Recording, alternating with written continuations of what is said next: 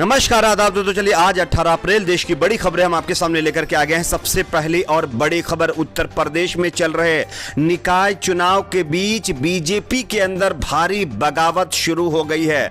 BJP के लगभग दर्जनों नेताओं ने एक बार फिर से पार्टी से इस्तीफा दे दिया है। कहां का ये मामला है हम आपको आगे बताएंगे। वहीं अगली बड़ी खबर, देश में बढ़ते कोरोना संक्रमण को लेकर के लगने वाले लॉकडाउन पर एक और बड़ी अपडेट सामने आ रही है, इसकी भी हम आपको आगे जानकारी देंगे। वहीं अगली बड़ी खबर में हम आपको बताएंगे कि बीजेपी के एक और दिग्गज केंद्रीय मंत्री को कोरोना हो गया है। वहीं अगली बड़ी खबर में हम आपको बताएंगे ममता बनर्जी ने देश के प्रधानमंत्री नरेंद्र मोदी के ऊपर लगाया गंभीर आरोप और कर दी सीआईडी जांच की मांग।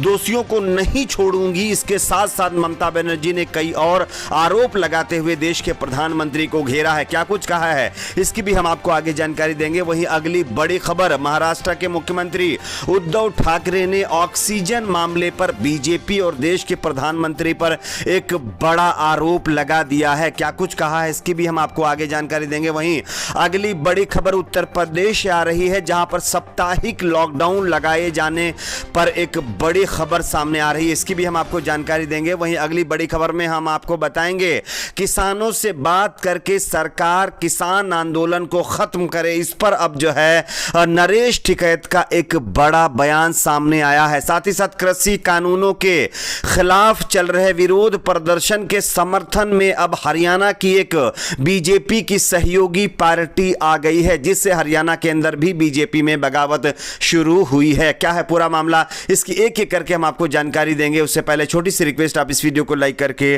चैनल को सब्सक्राइब जरूर कर लीजिए। जैसा कि आप सभी जानते होंगे कि 5 राज्यों के विधानसभा चुनाव के बाद जो है उत्तर प्रदेश के निकाय चुनाव की भी शुरुआत हो चुकी है और इसी कड़ी में कानपुर देहात से बड़ी खबर सामने आ रही है। आप इस खबर को देखिए।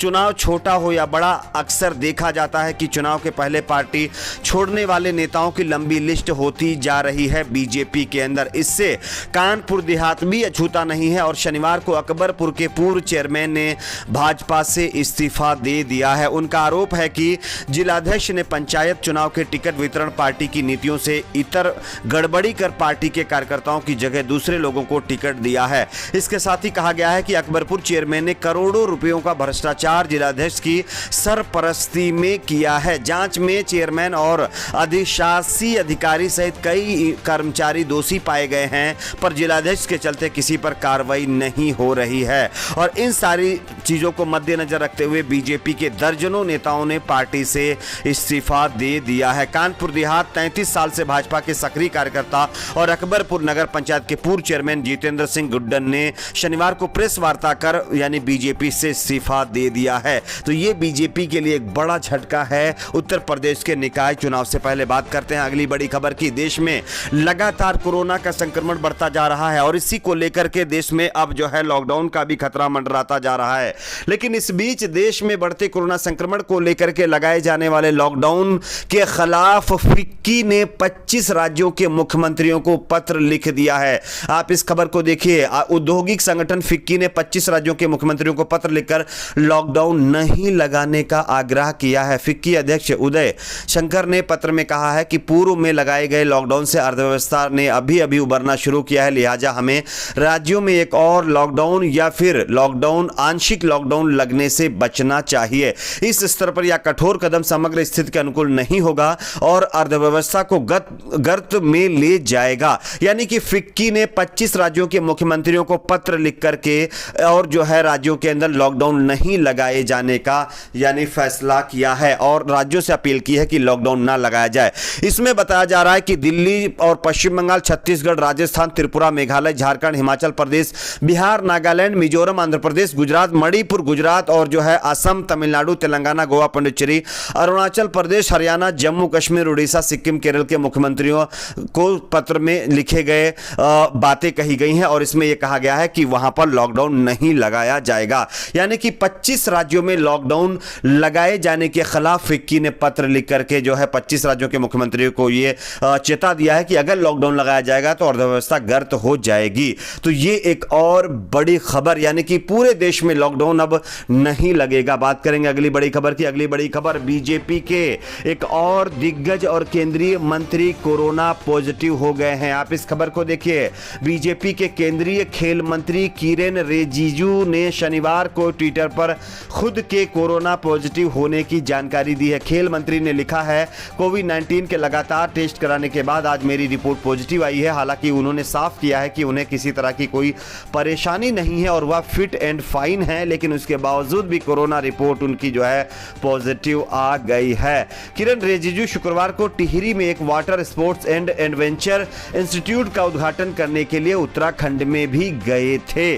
तो ये एक और बड़ा झटका बीजेपी के लिए। बीजेपी के खेल मंत्री किरेन रिजिजू जो है कोरोना पॉजिटिव हो गए हैं। बात करते हैं अगली बड़ी खबर की। ममता बनर्जी ने देश के प्रधानमंत्री नरेंद्र मोदी के ऊपर गंभीर आरोप लगा दिए हैं। आप इस खबर को देखिए। पश्चिम बंगाल में चौथे चरण के मतदान के दिन कूच बिहार जिले के शीतलकुची में सेंट्रल फोर्स की फायरिंग में 4 लोगों की कैजुअल्टी के बाद उनकी लाशों को लेकर के रैली करने के वायरल ऑडियो को लेकर के ममता बनर्जी ने पीएम नरेंद्र मोदी पर निशाना साधा है और उनका टेलीफोन टेप करने का आरोप लगाते हुए कहा है कि पूरे मामले की जांच होगी और जांच में किसी को भी बख्शा नहीं जाएगा। शुक्रवार को बीजेपी की ओर से ऑडियो जारी करने के बाद शनिवार को हो रहे 5वें चरण के मतदान वाले दिन पूर्व बर्दवान के गलसी में 6ठे चरण का चुनाव प्रचार करने पहुंची सीएम ने स्वीकार किया कि आवाज उन्हीं की है।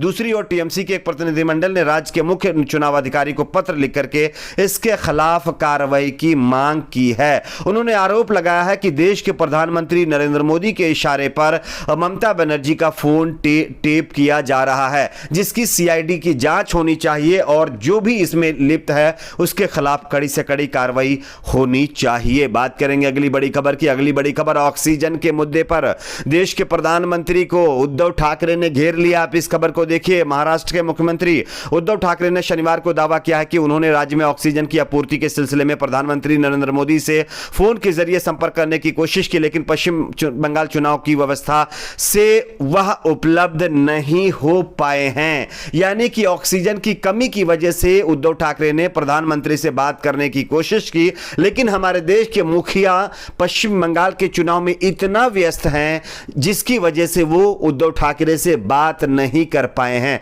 अब आप सोचिए आज हमारा देश किस मोड़ पर खड़ा हुआ है, कितने गंभीर तरीके से कोरोना फैल रहा है, लेकिन उसके बावजूद भी देश के प्रधानमंत्री अपनी चुनावी रैलियों के अंदर व्यस्त हैं और मुख्यमंत्री कोई अगर मदद भी मांगना चाहे तो नहीं ले सकता, वो इतने बिजी हैं। अब आप ही सोच सकते हैं कि देश के लिए आगे कौन सोचता है। बात करेंगे अगली बड़ी खबर की। अगली बड़ी खबर, उत्तर प्रदेश में लगने वाले साप्ताहिक लॉकडाउन को लेकर के बड़ी खबर सामने आ रही है। आप इस खबर को देखिए। लखनऊ 17 अप्रैल, उत्तर प्रदेश में कोरोना के तेजी से फैलते संक्रमण को रोकने के लिए योगी सरकार ने रविवार को 1 दिन का साप्ताहिक लॉकडाउन लगा दिया है, जो शनिवार रात 8 बजे से पूरे प्रदेश में शुरू हो गया है। यह बंदी सोमवार सुबह 7 बजे तक जारी रहेगी। इस दौरान लोगों को अपने घर से निकलने की मनाही है। इस बंदी में सार्वजनिक स्थानों व बाजारों को सैनिटाइज किया जाएगा।